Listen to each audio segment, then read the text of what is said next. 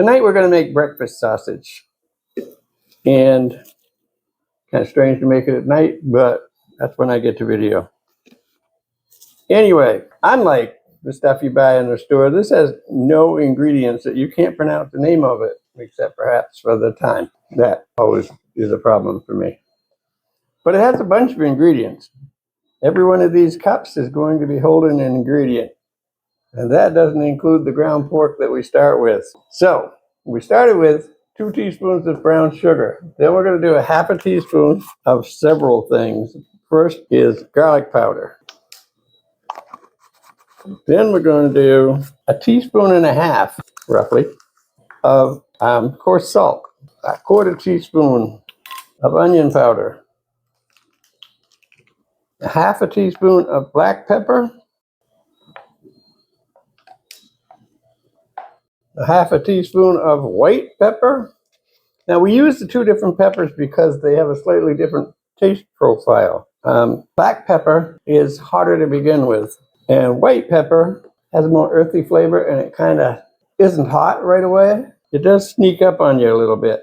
Okay, a half a teaspoon of smoked paprika. You can use just plain old regular sweet paprika if you desire.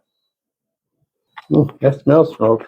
A quarter teaspoon of coriander powder, kind of a skimpy quarter. A quarter teaspoon of crushed red pepper.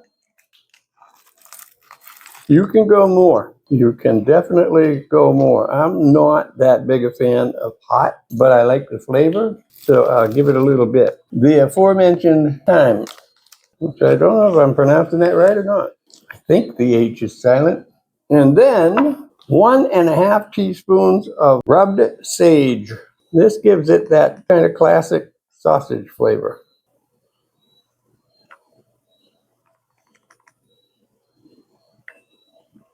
And one more ingredient, 2 teaspoons of apple juice. So we have 2, 4, 6, 8, 10, 12 ingredients, not counting the pork. We use 1 pound pork. You can also use ground turkey. You could use ground beef if you desired. It would be drier, and it obviously wouldn't taste like pork sausage. If your pork is terribly lean, you might want to add more fat to it, especially if you grind it yourself, which you can do. If you do grind it yourself, you want to grind it from a fatty cut with about 25 or 30% fat. This actually seems to me to be pretty lean, but I didn't grind it myself. I'm breaking it up so that the spices hopefully get more distributed. What I'd really like to do is mix all those spices together in a shaker and shake it down, but some of those spices wouldn't work very well that way, I think. And mostly the red pepper, the rest of it probably would. Then you just want to wash your hands and manhandle this stuff for the most part.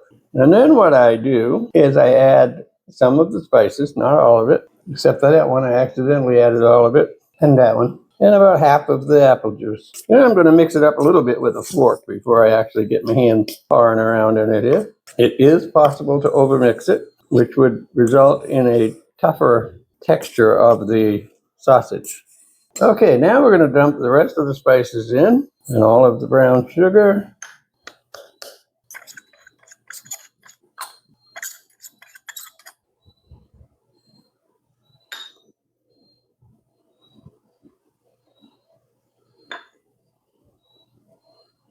It seems like a lot of salt, so I hope it isn't too much. And then we're going to mix it some more with a fork. You could actually use a hand mixer with a hook on it. And I even read one recipe where they used a KitchenAid stand mixer with a paddle attachment on it. That seems like it might be a little too aggressive to me. All right, let's do it by hand. The goal is to get the spices mixed in as uniformly as we can, and I guess we're going to be able to do that somewhat by the color of it, which in a stainless steel bowl with the light reflecting in it isn't easy. But what we do after we mix this is we put it in the refrigerator for at least an hour. And I mixed up a batch an hour ago, which is in the refrigerator. This batch here is just basically going to go into the freezer. But I wanted to do it so that I could do it and fry some up and taste it tonight, rather than have to wait overnight and do it in the morning. Pretty good chance I'll do it tonight and in the morning, but I can at least put the cameras away between now and then. That looks pretty uniform. It actually looks more like ground beef than it does ground pork at this point.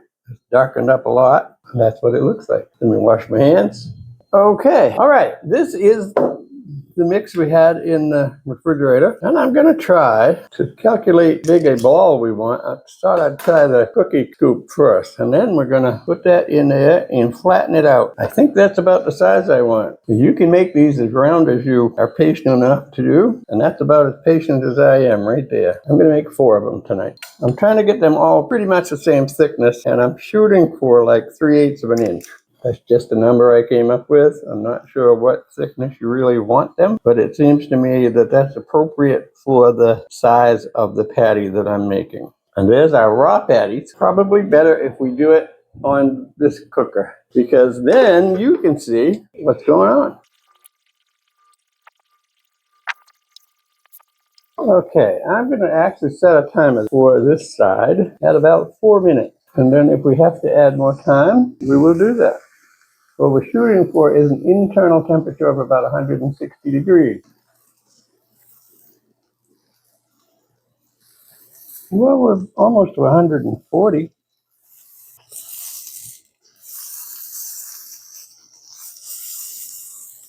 They smell good. Okay, they are actually done.